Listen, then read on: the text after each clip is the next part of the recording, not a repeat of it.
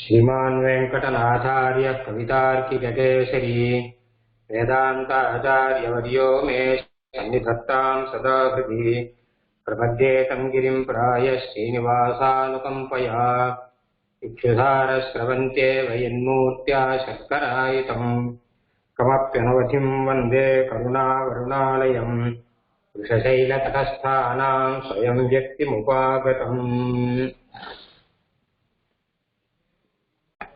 இப்போது தயா சதகத்துல முதல் 10 ஸ்லோகங்கள்ல அந்த எம்பெருமானுடைய தயை, திருவேங்கடமுடையானுடைய தயைக்கு பிரதிநிதியாக இருக்கிறவர்கள் என்பதாக பார்த்துருக்கும்.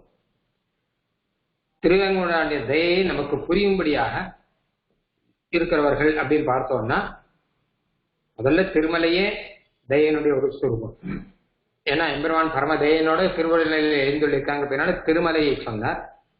குரு பரம்பரை சுவாமி நம்மாழ்வார், பராசரர் முதலான மகரிஷிகள், அதுக்கப்புறம் விஸ்வக்சேனர், அதுக்கப்புறம் ஸ்ரீதேவி, பூதேவி, நீலாதேவி நாச்சியார்கள், இவர்கள் எல்லாருமே எம்பெருமானுடைய தயையை நமக்கு புரிய வைப்பவர்களாக இருக்கிறபடினால எம்பெருமானுடைய தயையின்றி இன்னொரு ரூபம் என்பதாக அவர்கள்லாம் இருக்கிறார்களாம்.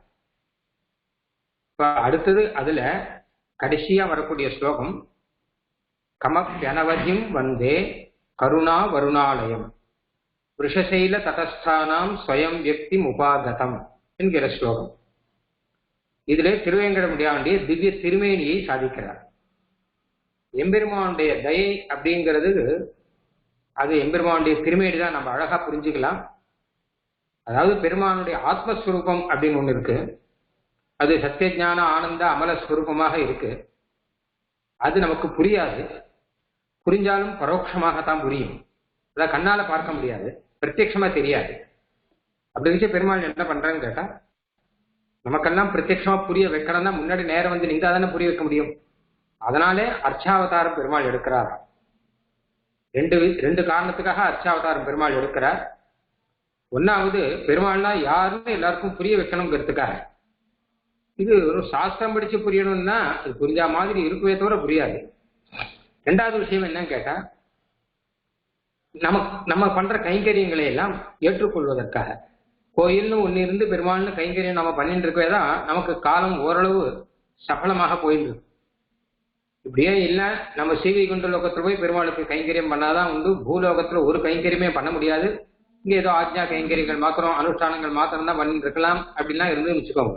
திருவாராதனை கூட நமக்கு பண்ண முடியாது அப்படின்னு ஆயிடும். ஏன்னா திருவாராதனமே அர்ச்சாமூர்த்திக்கு தானே பண்றோம். அப்ப அது உட்பட பண்ண முடியாதுன்னு ஆச்சுன்னா அப்ப நமக்கு ரொம்ப நரக வேதனையாக இருக்கும். இங்கே கைங்கரியம் பலன் அப்படிங்கிறதுல ஓரளவு இங்கே இருக்கிறபடினால்தான் நமக்கு காலம் சபலமா போயிருக்கு.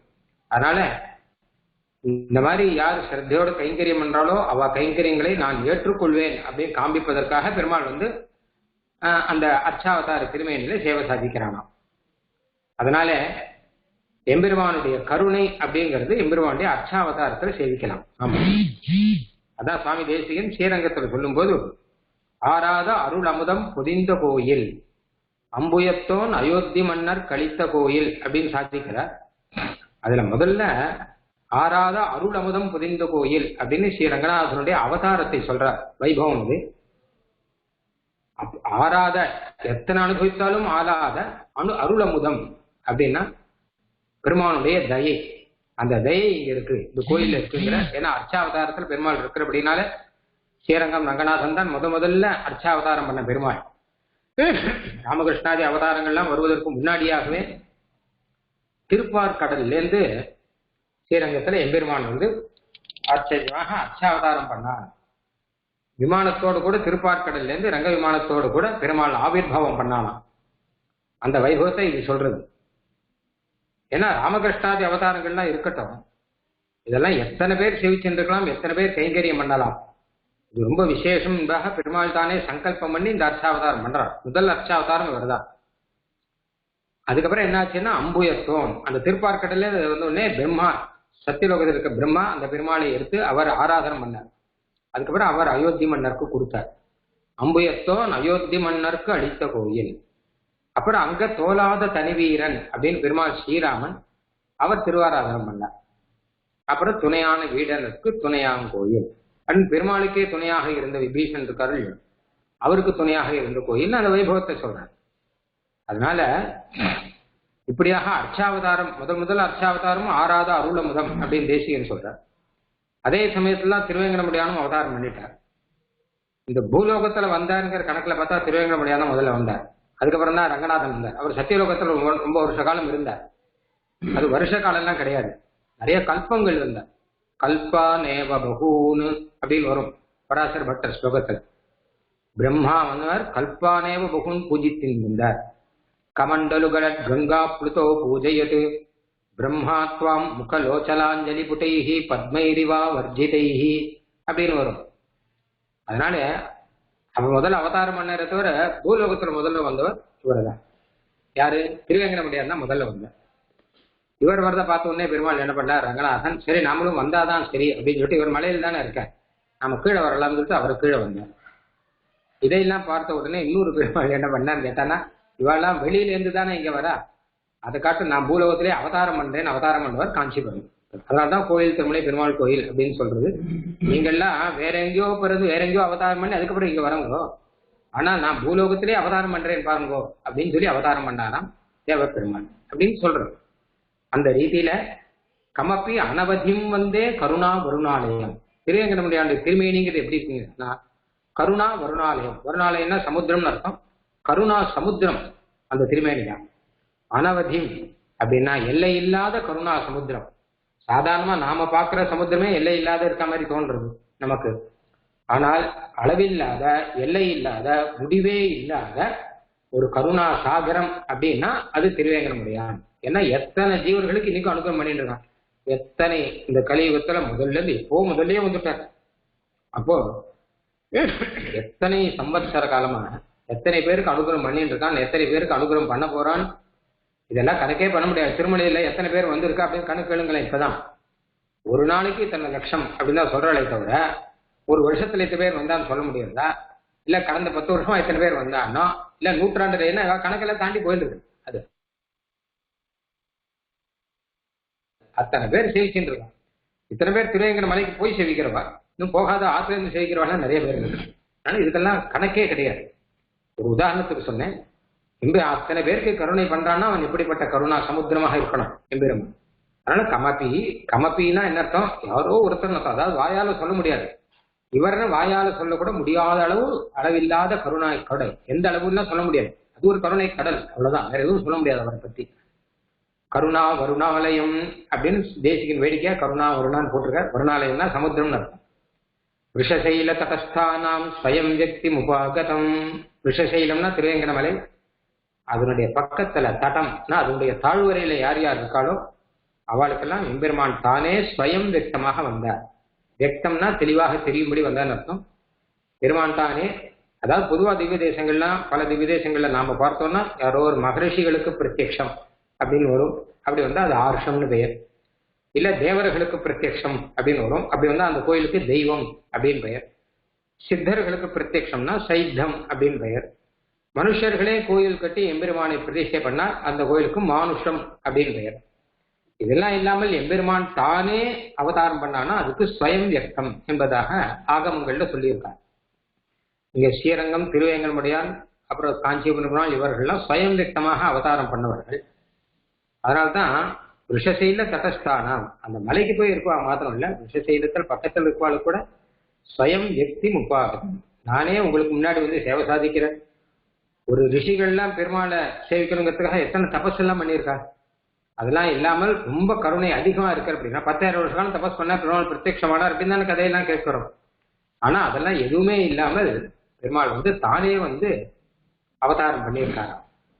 அதனால ஸ்வயம் வியக்திம் உபாகதம், தானாகவே வந்து அவதாரம். வியக்தினா இந்த இடத்துல அவதாரம் அர்த்தம் வச்சுக்கலாம். தானாகவே அவதாரம் பண்ண பெருமாள், அந்த பெருமாளை வந்தே நான் சேவிக்கிறேன். கமபி அனவதிம் வந்தே கருணா வருணாலயம் ரிஷசைல தடஸ்தானாம் ஸ்வயம் வியக்திம் உபாகதம்.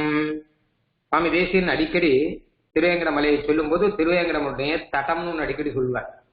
தட்டம்னா அதனுடைய தாழ்வரைன்னு அர்த்தம். அதனுடைய பக்கத்துல இருக்கக்கூடிய இடங்கள் எல்லாமே மலையை சார்ந்த இடங்கள், மலை பக்கத்தில் இருக்கிற இடமும் எல்லாமே விசேஷமானது. அதுவே ஒரு திவ்ய தேசம், ஆச்சரியமான திவ்ய தேசம். விஷகிரி கடகேஷு அப்படின்னு வருது ஒரு இடத்துல. சிருங்கம் மாத்திரம் இல்லை, பெருமாள் இருக்கிற இடம் மாத்திரம் இல்லை, பக்கத்துல எல்லாமே விசேஷம் அப்படின்னு இது நம்மாழ்வார் மொய்பூன் தடன் தாழ்வரே அப்படின்னு திருவேங்கடவுடைய பாசுரத்துல அருளி செய்கிறார். அதனால திருவேங்கட மலைக்கு போகாட்டா கூட பரவாயில்ல, அயன்மலை அடைவது அது கருவுமே அப்படிங்கிறார். திருவேங்கட மலைக்கு பக்கத்துல இருக்க மலைக்கு போனா கூட அது விசேஷம்தான் அப்படின்னா. அதாவது எப்பவுமே இந்த பெரிய மலைகள்லாம் ஒரு மலையா இருக்காது, மலையா தொடர் மலையாக தான் இருக்கும். மலை அதுவும் பக்கத்தில் மலை, அதுவும் பக்கத்தில் மலை. இங்கேயே சப்தகிரி தானே இருக்க, சப்தகிரியில தானே பெருமாள் இருக்காரு. இப்போ கோயில் சப்தகிரியில இருக்குமான்னா 7 மலையில இருக்குமானா ஒரு மலையில தானே இருக்கும். அப்படின்னா ஒரு மலையில இருந்தா கூட சப்த மலையும் அது சூழ்ந்து இருக்கிறபடினால சப்தகிரியில இருக்கார் அப்படின்னு தான் கணக்கு பெருமாள். இன்னும் சொல்ல போனா திருவேங்கடமுடையார் 2 பெரிய மலைக்கு நடுவில் ஒரு குழுக்குள்ள பள்ளத்துல இருக்க மாதிரி தான் இருக்கார். சன்னதியை பார்த்தா அப்படின்னு தெரியும். மலை ஏறி மலை இறங்கி தான் போய் அவரை சேவிக்கணும், அப்படிதான் இருக்கார். நவ சப்தகிரி அப்படின்னு சொல்ற மாதிரியாக இது எல்லாமே திருவேங்கட மலை தான். மொத்தமுமே சப்தமலையும் சேர்த்து எல்லாமே திருவேங்கட மலை. அப்புறம் அதில் ஒரு மலைக்கும் ஒவ்வொரு பெயர் வச்சிருக்கான். அஞ்சனாத்ரி அப்படின்னு அவர் சொல்றார். அது மாதிரி ரிஷபாத்ரி அப்படின்னு மாதிரி நாராயணாத்ரியும் சுவாமி தேசியம் சாதிக்கிறார். சேஷாத்ரி பல திருநாமங்கள்லாம் இருக்கு. அந்த மாதிரியாக ரிஷசைல தடஸ்தானம், யார் திருவேங்கட மலைக்கு பக்கத்துல போகக்கூடிய பாக்கியம் பண்ணார்களோ அவர்களுக்கு கூட எம்பெருமான் தானாகவே சேவை சாதிக்கிற எம்பெருமான். எத்தனை கருணை இருந்தால் ஸ்வயம்விக்தமாக தானாகவே எம்பெருமான் சேவை சாதிப்பான். எத்தனை உபனிஷத்துகள்லாம் படிச்சாலும் புரியாத அர்த்தத்தை நமக்கு புரிய வைக்கிறதுக்காக சேவை சாதிக்கிறான். அதனால்தான் சுவாமி தேசிகன் சாதிக்கிற கண்ணன் அடியினை எமக்கு காட்டும் வெறுப்பு என்பதாக சாதிக்கிற திருவேங்கட அந்த திருவடிகளை எமக்கு அந்த மலையானது நேரடியாக காட்டுகிறது அப்படிங்கிறார். சாஸ்திரம் நேரடியாக காட்டாது. சாஸ்திரம் என்ன பண்ணா கண்ணன் அடியினை எமக்கு சொல்லும் அப்படின்னு சொல்லலாம், காட்டும் சொல்ல முடியாது. ஆனா திருவேங்கட மலை தான் கண்ணன் அடியில எமக்கு காட்டும் வெறுப்புன்னு ஆகிறது அப்படின்னு சாதிக்கிறார். அகிஞ்சன நிதிம் சூதிம் அபவர்க திரிவர்கயோஹோ அஞ்சனாத்ரீஸ்வரதயாம் அபிஷ்டௌமி நிரஞ்சாம். அகிஞ்சன நிதிம் அப்படின்னா அகிஞ்சனர்களுக்கு நிதியாக இருக்கக்கூடியது இந்த அர்த்தம். நான் திருவேங்கட மலையை ஸ்தோத்திரம் பண்ண போறேன். அகிஞ்சனர்கள்னா எதுவுமே உபாயம் இல்லாதவர்கள், எந்த கை முதலும் இல்லாதவர்கள், அவர்களுக்கு நிதியாக எம்பெருமான் அவதாரம் பண்ணான் அப்படின்னு அர்த்தம். அதாவது ஒண்ணுமே இல்லாதவர்களுக்கு பெரிய நிதி கிடைச்சால் எப்படி இருக்கும் அந்த மாதிரியாக முன்னாடியே சொன்னேன் நான். அதாவது என்ன கேட்டான்னா, நித்தியப்படி ஆகாரத்துக்கே வழி இல்லாமல் தவிக்கிறவனுக்கு கிட்ட போய் திடீர்னு 10 கோடி ரூபாய் கொடுத்தா எப்படி இருக்கும், அந்த மாதிரி நமக்கு கையில திருவேங்கட முடியாம கிடைச்சிருக்கான். ஏன்னா திருவேங்கட கிடைக்கணும்னா நிறைய பக்தி யோகம் பண்ணணும், நிறைய யாகங்கள்லாம் பண்ணியிருக்கணும். அப்பதானே பெருமாள் செய்ய முடியும். பிரம்மா யாகம் பண்ணி தான் தேவபெருமான் சேவிச்சார். நம்ம என்ன பண்ணோம்? இல்ல மார்க்கண்டேயர் தபஸ் பண்ணி தான் உப்பிலை பண்ணி சேவிச்சார். நாம என்ன பண்ணோம்? ஒண்ணுமே இல்லாத நமக்கு கிடைச்சிருக்காருன்னா அவர் அகிஞ்சனுக்கு நிதி கிடைச்சா மாதிரி, பிச்சைக்காரனுக்கு 10 கோடி கிடைச்சா மாதிரி நமக்கு பெருமாள் கிடைச்சிருக்காரு. சூத்தியும் அபவர்க்க திரிவர்க்கயோகம், அபவர்க்கத்தையும் மோட்சத்தையும் கொடுக்கக்கூடியவர். அஞ்சனாத்ரீஸ்வரதயாம் அபிஷ்டௌமி நிரஞ்சனாம், தயை சொல்ற திருவேங்கடமுடைய அஞ்சனாத்ரீஸ்வரன், அவனுடைய தயை இப்படிப்பட்டது, நமக்கெல்லாம் நிதியாக கிடைக்கக்கூடியது. நான் அபிஷ்டௌமி, நான் ஸ்தோத்திரம் பண்ண போகிறேன் அப்படின்னா நிரஞ்சனாம், தோஷம் இல்லாதவர் என்ன அர்த்தம்? அஞ்சனாத்ரியில இருக்கக்கூடிய எம்பெருமான், ஆனா அவருடைய தயை அஞ்சனம் இல்லாம இருக்கு அப்படின்னு ஒரு வேடிக்கையான ஒரு வார்த்தையை சொல்றேன். அஞ்சனாத்ரியில இருக்கிறோம்னா அப்ப அஞ்சனத்தோடு இருக்குன்னு தானே சொல்லணும். ஆனா அஞ்சனம் இல்லாமல் இருக்கு அப்படின்னு ஒரு வேடிக்கை, தோஷம் இல்லாமல் இருக்கு என்பதாக அர்த்தம். முதல்ல அஞ்சனாத்ரினா அந்த மலைக்கு அஞ்சனாத்ரியின் பெயர். ஏன்னா அஞ்சனான்னு ஒரு தேவியானவர் ஹனுமானுடைய தாயாராக இருந்தவர், அவர் அங்க தபஸ் பண்ணார் அப்படின்னு இருக்கு. அவருடைய தபஸ் பலத்தினால்தான் ஆஞ்சநேயர் அப்படின்னு ஹனுமான் அவதாரம் பண்ணியிருக்கார். அதனால ஆஞ்சநேயரால பிரசித்தமானவர் அந்த அஞ்சனா அப்படின்றவர். அவர் திவ்யமான தபஸ் பண்ணார், வாயு பகவானுடைய அனுகிரகத்தினாலே ஹனுமான் பிறந்தார் அப்படின்னு புராணங்கள்லாம் சாய்ச்சி சொல்லியிருக்கார். அந்த ரீதியில அந்த அஞ்சனா தபஸ் பண்ண மலையினால அஞ்சனாத்ரி அப்படின்னு பெயர். அந்த அஞ்சனாத்ரீஸ்வரன் எம்பெருமான், அவனுடைய தயையை நான் அபிஷ்டௌமி நிரஞ்சனாம், எந்த விதமான சம்பந்தமும் இல்லாதவன், கர்ம சம்பந்தங்கள் இல்லாதவன், பாப்ப சம்பந்தங்கள் இல்லாதவன், தோஷ சம்பந்தங்கள் இல்லாதவன். இங்க பெருமாளை சொல்ல தயை சொல்ற, தயை கூட எந்த விதமான மோசமான சம்பந்தமும் கிடையாது. நிஷ்கலம் நிஷ்கிரியம் சாந்தம் நிரவத்தியம் நிரஞ்சனம்னு வேதம் சொல்றது, பகவானை சொல்லிச்ச நிரஞ்சனம்னு சொல்றது. எதுவும் ஒட்டாதவன் அப்படின்னு அர்த்தம். என்ன அவதாரம் பண்ணாலும் சரி எதுவும் ஒட்டாது. அவதாரங்கள்லாம் பண்ணாலும் அப்ப தோஷம் ஒட்டுமானா ஒட்டாது. எல்லாருக்குள்ளேயும் அந்தரியாமையா இருக்காள் இல்லையோ, சமஸ்த வஸ்துகளுக்குள்ளேயே அந்தரியாமையா இருக்காள். அப்ப அந்த தோஷங்கள்லாம் ஒட்டுமா அப்படின்னா அதுவும் ஒட்டாது. அது உபனிஷத்தை எடுத்து சொல்றது. ஒண்ணு எல்லாத்துக்குள்ளேயும் எம்பெருமான் இருக்கான்னா, கோமயம்னா கோமயத்துக்குள்ள எம்பெருமான் இருக்கான். ஒண்ணு சின்ன புழு பூச்சியிலேருந்து ஆரம்பிச்சு அதுக்குள்ள எம்பெருமான் இருக்கான். எத்தனை மோசமான வஸ்துக்கள் அசேதன வஸ்துக்கள் இருந்தாலும் அதுக்குள்ளேயே எம்பெருமான் இருக்கான். எத்தனை சிரேஷ்டமான வஸ்துக்கள் இருந்தாலும் அதுக்குள்ளேயே எம்பெருமான் இருக்கான். எம்பெருமான் இருக்கிறபடினால்தான் இந்த வஸ்துவா இருக்கு, இல்லாட்டா இருக்க முடியாது. அப்படி இருக்கக்கூடிய எம்பெருமான் எல்லாத்துக்குள்ளேயும் இருந்தாலும் அதுல இருக்கிற தோஷங்கள்லாம் எதுவும் ஒட்டாமல் நிரஞ்சனமாக எம்பெருமான் இருக்கான். அதே மாதிரிதான் அவனுடைய தயையும். அவனுடைய தயையும் எல்லாருக்கிட்டையும் தயை வருது. மொத்த பேர்கிட்டையும் எம்பெருமான் பரம கிருபையோட இருக்கான். ஆனா அந்த தயைக்கு ஒரு தோஷமுமே வராது. எந்த தோஷமும் தயைக்கு வரவே வராது. ஏன்னு கேட்டான்னா, தயா காரியம் சொன்னா அது விசிதமாகத்தான் இருக்கும். தண்டனை கொடுத்தாலும் அதுவும் தயா காரியம்தான் அப்படின்னு சொல்ல போறார். அதனால எதுவானாலும் தயனால எம்பெருமான் பண்றபடினால அதுல யாருமே வைஷமியம்னோ எந்த தோஷமும் எதுவுமே சொல்ல முடியாது என்பதாக அர்த்தம். அகிஞ்சன நிதிம் சூத்திம் அபவர்க்க திரிவர்க்கயோகோ, அபவர்க்கத்தையும் திரிவர்க்கத்தையும் கொடுக்கிறவர். மொத்தம் 4 புருஷார்த்தம் இருக்கு. தர்ம அர்த்த காம மோட்சம். அதுல தர்ம அர்த்த காமம் இது 3த்துக்கும் திரிவர்க்கன் பெயர். 4வதுக்கு அபவர்க்கம் அப்படின்னு பெயர். அதனால இதையும் கொடுக்கிறவர் அதையும் கொடுக்கிறவர். சூதிம் அப்படின்னா கொடுக்கிறவர்னு அர்த்தம். அப்போ அபவர்க்கம் திரிவர்க்கம் ரெண்டையும் கொடுக்கக்கூடியவர் யாருன்னா இந்த தயையை சொல்றார். இப்போ யார் யார் எதை கேட்கிறாளோ அதை கொடுக்கற. 4ல முதல் 3க்கு திரிவர்க்கம் பேரும் இல்லையோ. அது ஒரு சுவாமி வியாக்கியானத்துல அழகா எழுதியிருக்க. திரிவர்க்கம் அப்பவர்க்கம் தானே சொல்லணும், ஏன் மாத்தி எழுதிட்டார்? ஏன்னா அப்பவர்க்கம்னாலே என்ன அர்த்தம்னா வர்க்கம்னு இந்த 3க்கு பெயர். இது இல்லாததுன்னு அர்த்தம். இந்த 3ல சேராததுதான் அப்பவர்க்கம் அப்படின்னு. அப்போ முதல்ல திரிவர்க்கத்தை சொல்லிட்டு அப்புறம் தானே அப்பவர்க்கம் சொல்லணும். ஆனா முதல்ல அப்பவர்க்கத்தை சொல்றாரு. அப்பவர்க்க திரிவர்க்கயோகோ ஏன்னு சொல்றாருன்னா, திருவேங்கனுடைய அப்பவர்க்கத்தை கொடுக்குறேன் காத்துன்னு இருக்காங்க. அப்ப பக்தர்கள் போய் எனக்கு அப்பவர்க்கம் வேண்டாம் திரிவர்க்கம் வேணும் அப்படின்னா சரி வச்சுக்கோ அப்படின்னு இடது எடுத்து கொடுக்குறாங்க. திரிவர்க்கத்தை பின்னாடி வச்சுட்டு நம்ம கண்ணிலேயே காமிக்காமல் வைத்துட்டு அப்பவர்க்கத்தை தன் கையில வைத்துக் கொண்டு எம்பெருமானுக்கு மோட்சம் கொடுக்குறேன் எல்லாருக்கும் அப்படின்னு சித்தமா இருக்கும்போது கூட பக்தர்கள் பல பேர் இதுவா இந்த திரிவர்க்கம் தான் வேணும், எனக்கு அர்த்தம் வேணும், எனக்கு காமம் வேணும், நல்ல போகங்கள் எல்லாம் வேணும் அப்படின்னு அவர்கள்லாம் கேட்டு இருந்துச்சு. வேற வழி இல்லாமல் அகிருதயம் மிக அப்படின்னு சொல்ற மாதிரி அகிருதயமாக எம்பெருமான் கொடுக்குறான். அப்பவர்க்கத்தை கொடுக்கும்போது ரொம்ப சந்தோஷமா கொடுக்குறானா. அதனால முதல்ல அதை சொல்லிடலாம் அப்படின்னு அப்பவர்க்க திரிவர்க்கயோகோ சூதிம் கொடுக்கிறவன். அஞ்சனாத்ரீஸ்வர தயாம். அஞ்சனாத்ரீஸ்னு அந்த மலையினுடைய ஈஸ்வரன் எம்பெருமான் வெங்கடேஸ்வரன் அவனுடைய தயா. அபிஷ்டௌமி, ஸ்டௌமின ஸ்தோத்திரம் பண்ணி நன்னா ஸ்தோத்திரம் பண்ண போறேன்ட்ட. நிரஞ்சனாம் அனுச்சர சக்தியாதி குணாம் அக்ரேசரபோத விரச்சிதாலோகாம் சுவாதீன விஷகிரீஷாம் ஸ்வயம் பிரபூதாம் பிரமாணயாமி தயாம். இனிமே முதல் 10 ஆயிடுது. அடுத்து 2வது 10 ஆரம்பம். இப்போ அதுல இந்த தயை ஸ்தோத்திரம் பண்றேன்னு ஆரம்பிச்சிருக்காரு. இப்போ என்ன கேட்டான்னா, இந்த 2வது 10ல அதாவது 20 ஸ்லோகம் வரைக்கும் தயை சர்வ குணங்களை காட்டிலும் சிரேஷ்டமாக இருக்குங்கிறத சொல்ல போறார். ஒன்னு அப்படி ஒரு விஷயமா வரும், 10 வரும். இதுல தயையை நான் பிரமாணயாமி, நான் ரொம்ப கொண்டாடுவேன் அப்படிங்கிற. எந்த அளவு கொண்டாடுவேன் தயை அப்படின்னா, எம்பெருமானுடைய திவ்ய மகிழ்ச்சியாக கொண்டாடுவேன். எம்பெருமானை எந்த அளவு நாம கொண்டாடுறோம், வேதங்கள்லாம் கொண்டாடிட்டு இருக்கோம் இல்லையோ, நாம எம்பெருமானை திருவேங்கடவனான எந்த அளவு கொண்டாடுவோமோ அதை காட்டிலும் ஒரு பங்கு கூட அந்த திவ்ய மகிழ்ச்சியை கொண்டாடுவோம் அப்படின்னு என்னான்னு சொல்லலாம். ஏன்னு கேட்டான்னா, பொதுவே ராஜாவை காட்டிலும் ராணிக்கு கௌரவம் அதிகம். வெளியிலாம் ரொம்ப கொண்டாடுவார். ஸ்ரீயம் தொத்தோப்பிச்சைஹி அப்படிங்கிற பராசர பட்டார் ரங்கநாதன் கிட்ட போய், நான் பிராட்டியை பத்தி ஸ்தோத்திரம் பண்ண போறேன், உன்னை காட்டிலும் ஒரு பங்கு கூட வச்சு ஸ்தோத்திரம் பண்ண போறேன், அது நீ கேளுன்றார்.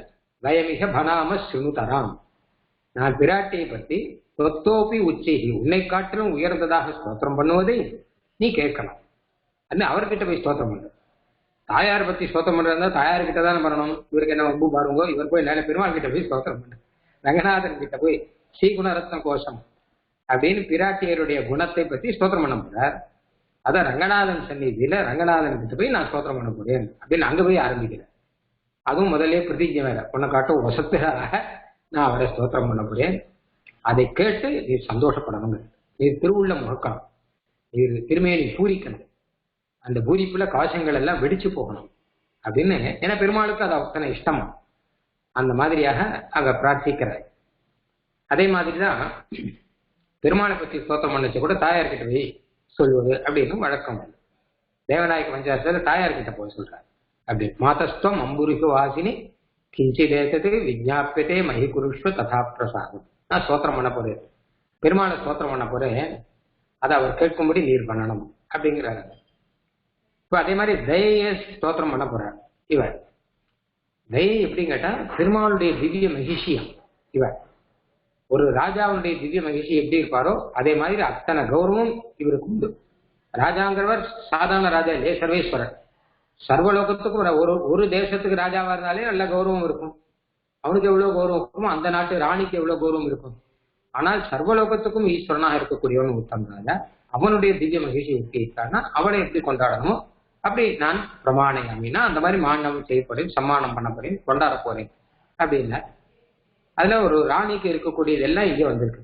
ஒரு ராணி வரான்னு வச்சுக்கோங்க. அப்ப என்ன ஆகும் கேட்டான்னா அவருக்கு பின்னாடி நிறைய பேர் அவருக்கு சேவகம் பண்ணக்கூடியவர்கள், அவருக்கு வேண்டியவர்களாக பல தோழிகள்லாம் பின்னாடி வருவாங்க. அப்புறம் முன்னாடி சில பேர் மகாராணி வரார் அப்படின்னு சொல்லிட்டு பராக் பராக் அப்படின்னு சொல்லிட்டு அவர்கிட்ட நீங்க இந்த பக்கமா வாங்கோ, இந்த வழியா வாங்கோ, இங்க படி இருக்கு பார்த்து வாங்கோ, எச்சரிக்கையாக வாங்கோ அப்படின்னா சொல்லிட்டு வருவார். ஸ்ரீரங்கத்துல பெருமாளுக்கு முன்னாடி எச்சரிக்கைன்னு சொல்றா இல்லையா, அது ஒரு ராஜா ராணிக்கெல்லாம் அப்படிதான் சொல்லுவாங்க. சம்ஸ்கிருத நாடகங்கள்ல பார்த்தோம்னா இதோ தேவஹா அப்படின்னு வரும். இப்படி இந்த பக்கம் வரணும், இந்த பக்கம் வரணும் அப்படின்னு. நம்மளே பெரிய சுவாமிகள்லாம் வந்தா வச்சுக்கோங்க, ஆச்சாரியெல்லாம் வந்தோம்னா பின்னாடி 10 பேர் வருவா, முன்னாடி ஒரு 2 பேர் போவாள். அவ பார்த்து வழி நடத்தி எச்சின்னு போவாள். அங்க இருக்கவா எல்லாம் விலக்கி இந்த பக்கம் இங்க பார்த்து ஏழா அப்படின்னு சொல்லுவோம். ஏன்னா அது ஒரு கௌரவம். அந்த மாதிரி ரீதியில் மகாராஜாவுக்கு கொடுக்குற கௌரவம் அது பெருமாளுக்கு கொடுக்க முடியும். அதனால தான் பெருமாளுக்கு முன்னாடி எல்லாம் சில பேர்கள்லாம் போய் வழியை ஏற்படுத்தி கொடுக்குறார் அப்படின்னு. அதே மாதிரி ரீதியில ஒரு ராஜவகிக்கு போனான்னா முன்னாடி சில பேர் போவார்கள், அவர்கள்லாம் நல்ல வழியை ஏற்படுத்தி கொடுப்பார்கள்.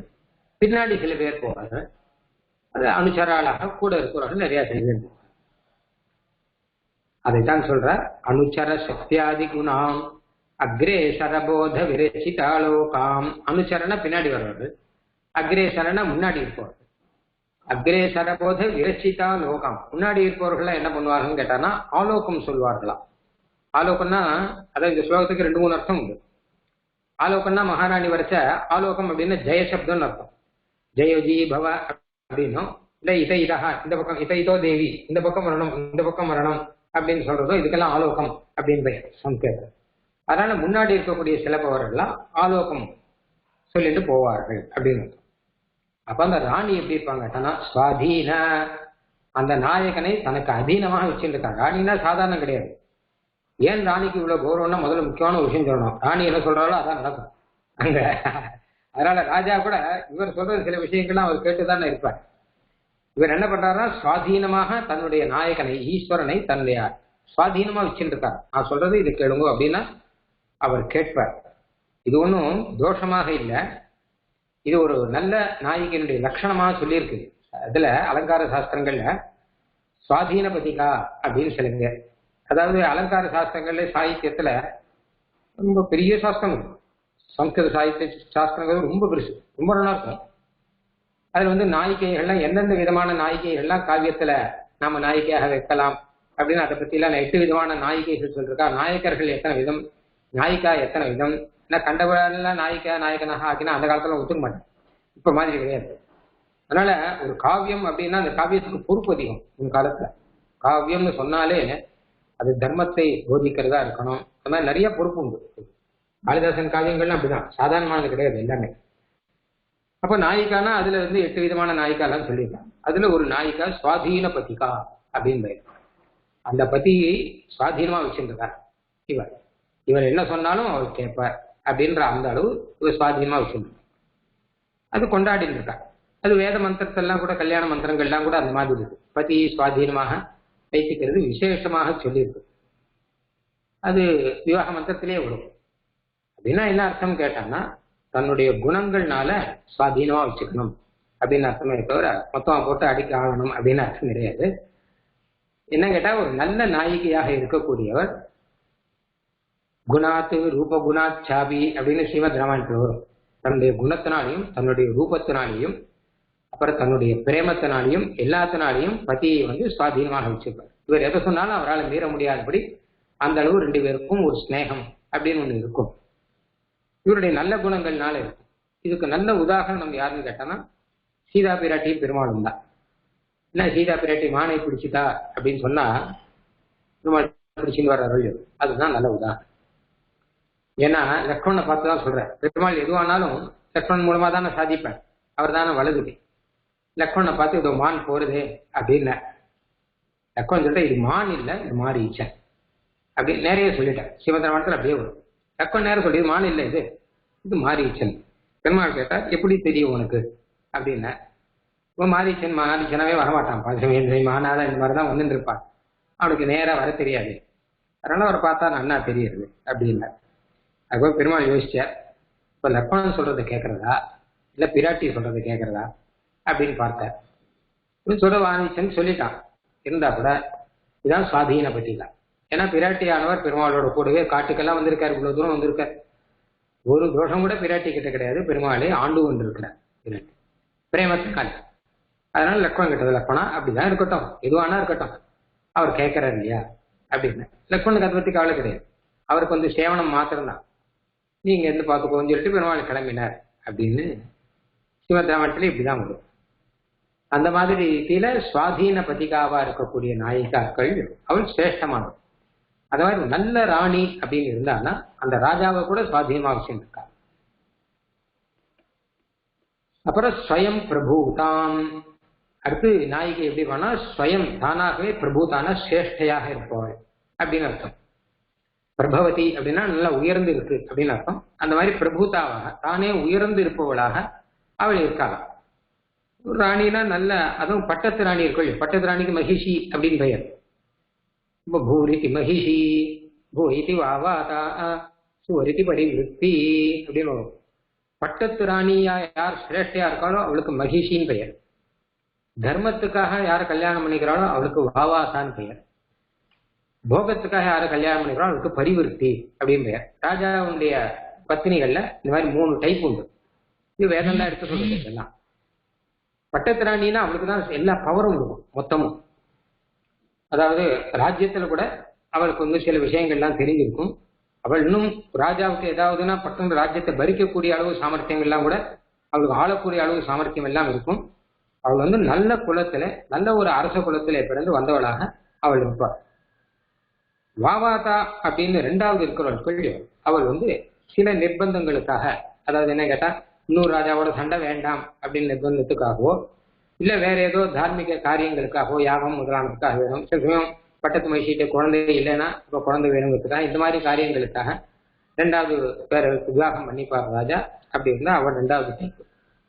3வது என்ன கேட்டா ரொம்ப வயசுல சின்னவாளா இருந்தா கூட சாதாரணமானவாளா இருந்தா கூட காமத்துக்கு ஆசைப்பட்டு ரொம்ப அழகா இருக்கா அப்படின்னா ஆசைப்பட்டு ராஜா போய் கல்யாணம் பண்ணிக்கிறது உண்டு, அவளுடைய சம்மதியோடு கூட. அப்படி அது வந்து 3வது விதம். இப்படி 3 விதம் இருக்கு. தசரதற்கு 3 பத்னிகள் கிட்டத்தட்ட இந்த மாதிரி தான் அப்படின்னு சொல்றது உண்டு. கௌசல்யா வந்து பட்டத்து மகிழ்ச்சி, சுமித்ரா வந்து தர்மாத்மாவா இருந்தவள், கைகேயி அப்படிங்கிறவள் வந்து அவள் நல்ல சிரேஷ்டமான குலம்தான். கைகேயி தேசத்து ராஜா சாதாரணமானவள் கிடையாது, அஸ்வபதியின் பேர். ஆனா கூட வயசுல சின்னவள்.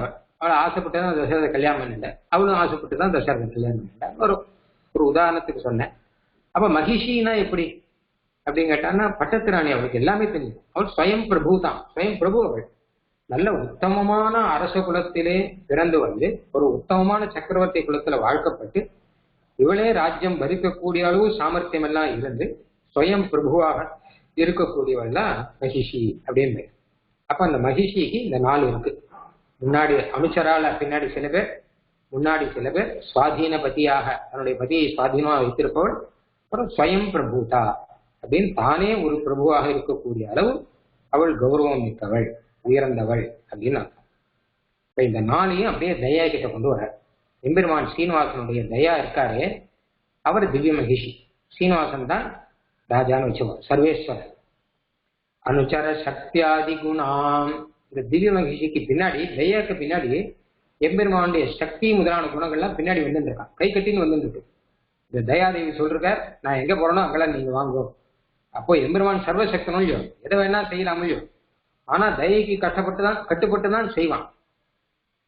சக்தியை பார்த்து திடீர்னு மகிழ்ச்சியானவள் தயாதேவியானவள் சக்தியை பார்த்து அதெல்லாம் பாவம், அதெல்லாம் விட்டுவிடும், அவங்ககிட்ட போய் நம்ம சக்தியெல்லாம் காட்ட வேண்டாம், நம்ம வேற எங்கேயும் அசுரர்கள் கிட்ட தானே காட்டணும், இதெல்லாம் சின்ன குழந்தைகள், அதனால அதெல்லாம் விட்டு போட்டோம் அப்படின்னா அப்ப சக்தியானவள் சரின்னு கை கட்டின்னு பேசாம இருப்பார்.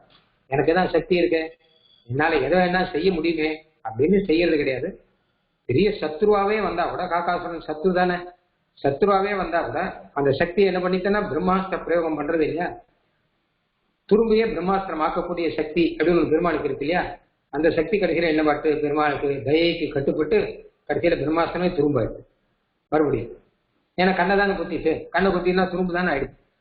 அதனால துரும்பையே பிரம்மாஸ்திரமாக ஆக்கக்கூடிய பெருமாளுடைய சக்தியானது தயைக்கு கட்டுப்பட்டு தான் மறுபடியும் துரும்பாகவே மாறிட்டு அப்படின்னா அதான் சக்தியாதி குணம். எம்பெருமானுடைய சக்தி முதலான கல்யாண குணங்கள் இருக்குள்ளோ அதெல்லாம் அனுச்சரமா தயைக்கு கட்டுப்பட்டு பின்னாடி வரவாங்க. இந்த ராணிக்கு, தயாராணிக்கு அக்ரேசர போத விரச்சிதா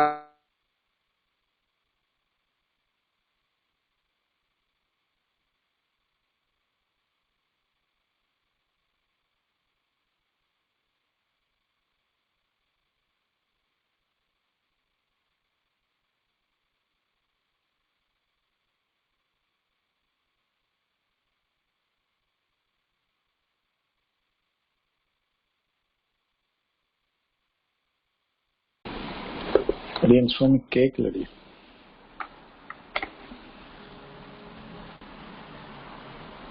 தயக்கெல்லாம் எம்பெருமான் தெரிஞ்சுட்டுதானே தயா பண்ணணும். எம்பெருமான் தெரிய வைக்கிறதுக்கு காட்டி கொடுக்கறது ஞானம். அந்தந்த இடத்துக்கு தயை போன தயை எந்த பக்கம் போக சொல்றாலோ அந்த பக்கம் போகணும் அப்படின்னு பின்னாடி வரக்கூடியது சக்தி அப்படின்னு எம்பெருமானுடைய குணங்களே எத்தனை ஆச்சரியமா சொல்றாங்க. அனுசர சக்தியாதி குணம் அக்ரேசர போத, அக்ரேசர முன்னாடி போய் கொண்டிருக்கிற போத ஞானத்தினாலே விரச்சித ஆலோகம், அதனால ஆலோகம். இப்ப தயாதேவிக்கு இதா இந்த பக்கம் வா இந்த பக்கம் வா அப்படின்னு ஞானம் தான் கட்டி கொடுக்குறாங்க. சுவாதீன விஷகிரீசாம், அப்புறம் அந்த தயாதான் விஷகிரீஸ்வரனான எம்பெருமானை திருவேங்கடவடியானை சுவாதீனமாக வச்சிருக்கார். ஏன்னா தயாதேவிக்கு கட்டுப்பட்டு தான் அவர் இருக்கார். தயக்க எல்லாருக்கும் தயதான், தயை காமிக்கணும்னா தயை காமிச்சுதான் எம்பெருமான். அதனால அந்த ரீதியில பல இடத்துல இது வருது. எம்பெருமான் ஆசிரியர்களுக்கு கூட பரதந்திரனாக்கி விட்டுறாராம் தயை. அதான் நீ போய் பக்தர்கள் சொல்றது கேட்டு அப்படின்றாராம். அந்த அளவு சுவாதீனமாக எம்பெருமானை வச்சுருக்கார். எம்பெருமானுக்கு சர்வசுவாமித்துவம் அப்படின்ற குணம் இருக்கு, சுவாதந்திரியம் அப்படின்ற ஒரு குணம் இருக்கு. சுதந்திரனாக எது வேணாலும் செய்வான். ஆனா கூட தயைக்கு கட்டுப்பட்டுதான் எம்பெருமான். சுதந்திரனாக இருக்கக்கூடிய எம்பெருமானை தயா பரதந்திரனாக அவ தயையை ஆக்கி வச்சிருக்கார், சுவாதீனமாக ஆக்கி வச்சிருக்கார். சுவாதீன விஷகிரீஷாம் ஸ்வயம் பிரபூதாம், ஸ்வயமே பிரபுவாக இருக்கக்கூடியவர் அப்படின்னு அர்த்தம் தயா. ஸ்வயம் பிரபூதாங்கத்துக்கு இப்ப ரெண்டு அர்த்தம். ஒண்ணு ஸ்வயம் பிரபூதானா உண்டானவர் அர்த்தம், தானே உண்டானவர் தயா, அதாவது சகஜமான தயானது. எம்பெருமானுடைய கருணைங்கிற குணம் இருக்கும் இல்லையோ, அது நாம உண்டாக்க வேண்டாம். சகஜ கருணை, நிர்ஹேதுக கிருபா அப்படிலாம் சொல்றோம் இல்லையோ, அந்த மாதிரியான நிர்ஹேதுகமான ஒரு தயை ஒண்ணு. கருணையே இல்லாமல் தயை எம்பெருமானுக்கு எப்பவுமே குட்டி கிடைக்கிறது. நான் முன்னாடியே சொல்லியிருக்கேன், அந்த தயை நம்ம வாங்கிக்கணுங்கிறது மாத்திரம்தான். அதாவது சாதாரண மனுஷர்கள்கிட்ட தயை உண்டாக்கணும். நம்ம காலை பிடிச்சு கையை பிடிச்சு லஞ்சம் கொடுத்து ஏதோ ஒன்று பண்ணி கருணையை உண்டாக்கணும். ஆனா பெருமாளுக்கு அந்த பிரச்சனையே கிடையாது. எல்லை இல்லாத அளவில்லாத கருணை இருக்கு எப்பவுமே. நாம அதை வாங்கிக்கணுங்கிறது மாத்திரம் தான், வாங்கிக்க மாட்டோங்கிறது மாத்திரம் தான் பிரச்சனை. அதனால ஸ்வயம் பிரபூதானா தானாகவே உண்டாடுறது எப்போதுமே இருக்கக்கூடியதுன்னு ஒரு அர்த்தம். இன்னொரு அர்த்தம் பிரபூதானா நிறையான அர்த்தம். ஸ்வயம் பிரபூதாம்னா அளவில்லாத கருணை, எவ்வளவுதான் சொல்ல முடியாத அளவு கருணை உண்டு அப்படின்னு அர்த்தம். அப்படிப்பட்ட தயாம் பிரமாணயாமி, அப்படிப்பட்ட தயை தானே நான் இப்ப கொண்டாட போறேன். அந்த தயையை நான் கொண்டாட, ஒரு மகிழ்ச்சியை கொண்டாடுற மாதிரி கொண்டாட வேணாமா? ஒரு ராஜாவை கொண்டாடுற மாதிரி ராஜ மகிழ்ச்சியை கொண்டாடுறோம்னா, அப்போ அங்க ராஜாவா இருக்கக்கூடிய திருவேங்கடமுடியானை எவ்வளவு கொண்டாடணுமோ அந்த அளவு இவ்வளவு கொண்டாடணும். பிரமாணயாமினா வெறும் மானையாமினா திருவேங்கடமுடியானை மானையாமி, தயையை பிரமாணயாமி, ரொம்ப பிரகர்ஷேன மானையாமி. பட்டர் சொன்ன மாதிரியா திருவேங்கடமுடியானை பத்தி சுவாமி தேசிகன் ஸ்லோகம் பண்ண சொன்னா வச்சுக்கோங்க, கொஞ்சம் கூட வஞ்சனை இல்லாமல் வரதராஜ பஞ்சாசத்து, தேவநாயக பஞ்சாசத் மாதிரி வெங்கடேச பஞ்சாசத் அப்படி ஒன்று பண்ணிடுவார். வஞ்சனை இல்லாம அவளுக்கு ஒரு பஞ்சாசத் 50-50 இருக்கட்டும் அப்படின்னு பாடிடுவார். தயான ஆகவே தான் அது 100 ஆயிடுது இப்ப மேல அப்படின்னு ஒரு வேடிக்கைக்காக நம்ம சொல்லணும். அச்சுத சதகம் அப்படின்னு ஒரு வேல், அது பிராகிருதத்துல இருந்தபடியும் இல்லை. அச்சுத சதகம் வந்ததுக்கு காரணம் தேசிகனுடைய தயை இது. பெருமாளுடைய தயங்கிறதுக்கு மேல அவர் பிராகிருதத்தினாலே எல்லாருக்கும் தெரியணுங்கிறதுக்காக பாடியிருக்கார். அதை நாயிகா மாவட்டம். அப்ப அந்த மாதிரியாக தயா சதகம் அப்படின்னு சாதிச்சது. அதனால பிரமாணையாமி ரொம்ப பிரகர்ஷத்தோடு கூட, ரொம்ப சந்தோஷத்தோடு கூட, ரொம்ப உயர்ந்த நிலையிலே நான் மானையாமி சம்மானிக்க போறேன், கௌரவிக்க போறேன், கௌரவிக்கிறேன் அப்படின்னு அர்த்தம். இதே ஸ்லோகத்துக்கு இன்னொரு அர்த்தம் ஒன்று. அந்த இன்னொரு அர்த்தத்தை அடியனுடைய பிதாமகன் யஜ்வா சுவாமின்னு இருந்தார். அவர் சாதிக்கிற வழக்கம் அப்படின்னு பெரியவா சொல்லி கேள்விப்பட்டிருக்கேன். அதுவும் ஒரு ஆச்சரியமான அர்த்தம். அதாவது பிரமாணயாமி அப்படின்னா சம்ஸ்கிருதத்துல பிரமாணம் அப்படின்னு கேட்டா எவிடன்ஸ், ப்ரூஃப் அப்படின்னு அர்த்தம். பிரமாணங்கள்லயே சிரேஷ்டமான பிரமாணம் எதுன்னா வேதம் தான். வேதா சாஸ்திரம் பரம் நாஸ்தி. எம்பெருமான் இருக்காங்கிறதுக்கு நமக்கு என்ன பிரமாணம்? வேதம். சரணாகதி பண்ணணுங்கிறதுக்கு என்ன பிரமாணம்? வேதம். சரணாகதி பண்ணா மோட்சம் கிடைக்குங்கிறதுக்கு என்ன பிரமாணம்? வேதம். நமக்கு மோட்சம் தான் பரம புருஷார்த்தங்கிறதுக்கு என்ன பிரமாணம்? வேதம். எல்லாத்துக்கும் வேதம் தானே பரம பிரமாணம். அந்த வேதம்ங்கிறது எம்பெருமானுடைய தயா ரூபமா முன்னாடி ஸ்லோகத்துல சொல்லிட்டு வர்றாரு. அதே மாதிரியாக அந்த வாசனையினால வேதம்ங்கிறதே எம்பெருமானுடைய தயா சொருக்கம் தான். ஏன்னா பரம வேயினாலே எம்பெருமான் வேதங்களை எல்லாம் நமக்கு வெளியிட்டு கொடுத்துருக்கான். அப்படி முதல்ல சிருஷ்டி பண்ண உடனே சிருஷ்டி பண்ணிட்டு அது எப்படி எப்படி தெரிஞ்சுக்கிறதோ தெரிஞ்சுக்கிட்டோம்னு இல்லாமல் வேதத்தையும் சேர்த்து வச்சு நமக்கு எம்பெருமான் கொடுத்துருக்கான். யோவை வேதாம்ச பிரகினோகி. முதல்ல பிரம்மாவை சிருஷ்டி பண்ணி அவருக்கு வேதத்தை கொடுத்து அவன் மூலமாக எல்லாருக்கும் வேதங்களை கொடுத்தபடினால்தான் கிருத்தியாகிருத்திய விபாகம் அப்படின்னு இருக்கு. எதை செய்யலாம் எதை செய்யக்கூடாது அப்படிங்கிறதா நமக்கு புரிஞ்சிருக்கு. அப்படி இல்லாட்டா மிருகங்கள் மாதிரி நாம இருப்போம். எதை செய்யலாம் செய்யக்கூடாது மிருகங்களுக்கு விவசாயம் கிடையாது. மனுஷனும் ஒரு மிருகம் தானே. மிருகத்துக்கு இது செய்யலாமோ செய்யக்கூடாதுன்னு அப்படிலாம் எந்த விவசாயம் கிடையாது, தர்மம் கிடையாது, நியாய அநியாயங்கிறது கிடையாது. அது ஏதோ பண்ணும். அது திடீர்னு அடிச்சா நினைச்சா அடிச்சு போடும், இல்லாட்டா போகும், ஏதோ பண்ணிட்டு இருக்கும். சில சமயம் பார்த்தா நல்லது அப்படின்னு சொல்ற மாதிரி இருக்கும், சில சமயம் பார்த்தா கெட்டதுன்னு சொல்ற மாதிரி இருக்கும். மனுஷனும் அப்படிதான். ஆனா மனுஷனு நீ அப்படி இருக்கக்கூடாது, நீ மிருகம் மாதிரி இல்லை, நீ நியாய நியாயங்களுக்கு கட்டுப்பட்டு இருக்கணும் அப்படிங்கிறத லோகத்துல முதல்ல நமக்கு சொல்லி கொடுத்த சாஸ்திரமே வேதம் தான். அதை எம்பெருமான் முதல்லயே நமக்கு கொடுத்துட்டார், ஆதியிலேயே வேதத்தை கொடுத்துட்டார். அதனால அப்படிப்பட்ட வேதத்தை நான் பிரமாணமாக வச்சுருக்கேன் அப்படின்னு இந்த ஸ்லோகத்துக்கு அர்த்தம். இப்ப இந்த ஸ்லோகத்துக்கு மறுபடியும் அர்த்தம் அனுச்சார சக்தியாதி குணம். அந்த வேதத்தினுடைய அர்த்தத்தை புரிஞ்சுக்கணும்னா சக்தி முதலானதெல்லாம் புரிஞ்சுக்கணும். அதாவது வேதத்துல பதங்களுக்கு ஒரு பதமும் ஒரு அர்த்தத்தை சொல்றது இல்லையோ, பதங்கள் அர்த்தத்தை சொல்றதுக்கு சக்தின்னு பெயர். சம்ஸ்கிருதத்துல பதசக்தி அப்படின்னு சொல்லுவாங்க. அதாவது ஒவ்வொரு பதத்துக்கும் ஒவ்வொரு அர்த்தத்தை சொல்லக்கூடிய சக்தி உண்டாம். நமக்கே தெரியும், ஏன்னா பதங்கள்ல மாற்றி மாற்றி அர்த்தம் சொல்றது இல்லை. காடு அப்படின்னா காடு, நாடு அப்படின்னா நாடு, அந்த மாதிரியாக புருஷன் அப்படின்னா புருஷன், ஒவ்வொரு பதத்துக்கும் ஒவ்வொரு அர்த்தம் இருக்கும் இல்லையோ. அந்தந்த அர்த்தத்தை அந்தந்த பதம் அறிவிக்கும்படியாக ஒரு சக்தி ஒன்றும், இந்த சக்தியை எம்பெருமான் தான் கொடுத்துருக்கான். அதுக்கு போதம் பண்றது இல்லையோ, அதுக்கு சாஸ்திரங்கள்ல சக்தி அப்படின்னு பெயர். அதனால வேதத்திலையும் இந்த சக்தி பின்னாடி வந்துருக்கு. ஏன்னா அர்த்தத்தை சொல்றதுக்காக அக்ரேசர போத விரசிதாலோகாம். முன்னாடி எம்பெருமான் சர்வஜனாக இருக்கக்கூடியவன் இருக்கான் இல்லையோ, இல்ல முன்னாடி நம்மளுடைய ஞானம் அப்படின்னு ஒண்ணு இருக்கும் இல்லையோ, அது வழி காட்டுறாரு அந்த வேதத்துக்கு. நம்ம நம்மளுடைய ஞானத்தினாலே வேதாத்தியனம் பண்ண, அதாவது வேதாத்தியனம் எப்படின்னு கேட்டாங்கன்னு வச்சுக்கோங்களேன், முதல்ல அர்த்தம் தெரிஞ்சுக்கணும், அப்புறம் வேதம் படிக்கணுங்கிறது கிடையாது. முதல்ல வேதாத்தியனம் பண்ணணும், அதுக்கப்புறம் அர்த்தம் தெரிஞ்சுக்கணும் அப்படின்னு. பாக்கி மற்ற புஸ்தகங்கள்லாம் அப்படி இருக்காது. அர்த்தம் புரியாட்ட புஸ்தகம் படிக்க மாட்டான். முதல்ல எனக்கு அர்த்தம் கொடுங்க, அப்புறம் நான் இது புரியுறதா இல்லையான்னு பார்க்குறேன் அப்படின்னு சொல்லுவேன். ஆனா வேதத்தை முதல்ல வேதம் பூர்த்தியாக அத்தியனம் பண்ணிடணும்.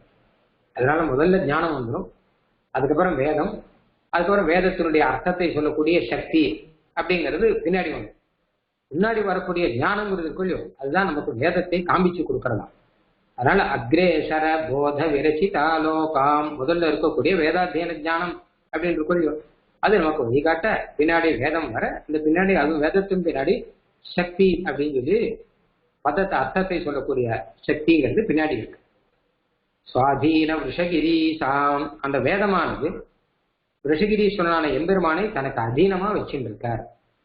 வேதம்ங்கிறவர் ஸ்ருதின்னு பேர் சம்ஸ்கிருதத்துல.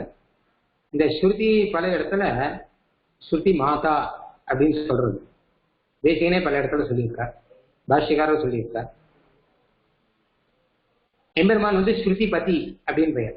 இந்த ஸ்ருதிக்கு பத்தியாக எம்பெருமானும், ஸ்ருதிங்கிறவர் அவருடைய நாயிகை அப்படின்னும் இப்படி பல இடங்கள்ல சொல்றது உண்டு. இந்த ஸ்ருதியையும் அந்த பத்தியையும் பிரிக்க கூடாது. எப்பவுமே சேர்த்தே சொல்லணும். அதுக்காக தான் வேதம் சொல்லிச்சா ஹரி ஓம்னு ஆரம்பிக்கிறோம். முடிக்கச்சியும் ஹரி ஓம் அப்படின்னு சொல்றது.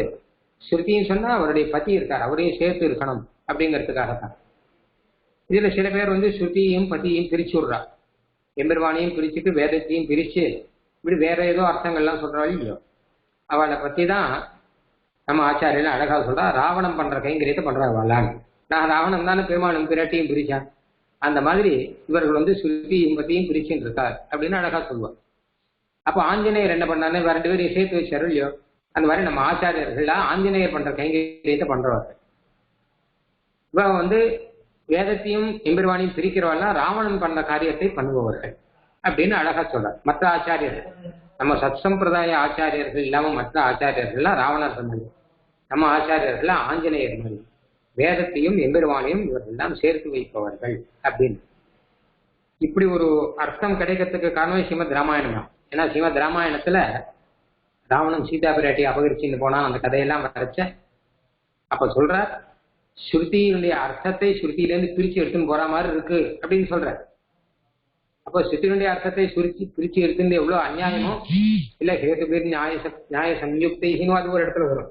ஏதோ தர்க்கவாதங்கள்லாம் பண்ணி ஒரு பிடிச்சி அழிச்சுன்னு போற மாதிரி அந்த ஒரு பெண்ணுகிட்ட போய் அவளை போய் மோசமான தர்க்கவாதங்கள்லாம் பண்ணி ஏதோ ஒண்ணு பண்ணி அவளை பிடிச்சி அழிச்சுன்னு போறதுங்கிறது. தர்க்கவாதம் பண்ணி வேதத்தையும் எம்பெருமானையும் பிரிக்கிறதுங்கிறது ராவணன் தர்க்கவாதம் பண்ணி அழிச்சுன்னு போற மாதிரி இது பலாத்காரமா அழிச்சுன்னு போற மாதிரி என்பதாக சொல்றேன். ஏன்னா இயல்பாக பார்த்தா வராது. இயல்பாக பார்த்தா ஸ்ருதிபதி எம்பெருமான் தாங்கிறது வேதத்தை நல்லா பார்த்தாலே தெரியும்.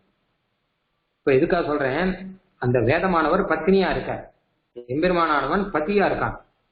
இந்த பத்தினி அவனை வந்து சுவாதீனமா வச்சிருக்கான். சுவாதீனம் ரிஷகிரி என வேதம் சொல்றதுதான் அவர் செய்வார். வேதத்துல சொல்லப்பட்ட இன்ன கர்மாவுக்கு இன்ன பலன்னா அந்த கர்மாவுக்கு அந்த பலன் தான் எம்பெருமான் கொடுப்பான். எதுன்னு சொன்னது இருக்கட்டும், நான் கொடுக்கறதானே அப்படின்னு கொடுக்கவே மாட்டான். சாஸ்திரம் என்ன சொல்றதோ அந்த சாஸ்திரத்துக்கு கட்டுப்பட்டு தான் எம்பெருமான எல்லாரையும் செய்யறான். எல்லா காரியமும் அப்படிதான் செய்யறான் அப்படின்னு. சிருஷ்டியிலேருந்து ஆரம்பிச்சு சகலமும் அப்படிதான் நடக்கிறது. ஏன்னா வேத சப்தேபிய ஏவாதோ தாதா, வேத சப்தத்தை வச்சுதான் சிருஷ்டியே நடக்குது. அதனால பகவான் சிருஷ்டியிலேருந்து மோட்சம் கொடுக்கறதுலேருந்து ரட்சணம் அதுக்கப்புறம் சம்ஹாரம் உட்பட சகலமும் வேதம் சொன்ன ரீதியில் தான் நடக்கிறதா. அதனால வேதம் நான் சொல்றது நீ கேளு அப்படின்னு சொல்லிட்டார். அதனால சுவாதீன ரிஷகிரி பெருமானும் சரின்னு சொல்லிட்டார். ஆனா இதுல என்ன ஒரு சௌரியம் அப்படின்னு கேட்டா, அந்த பெருமாள் திருவுள்ளத்துல என்ன இருக்கோ அதை தான் வேதம் சொல்லுவார். இது ஒரு அழகான விஷயம்.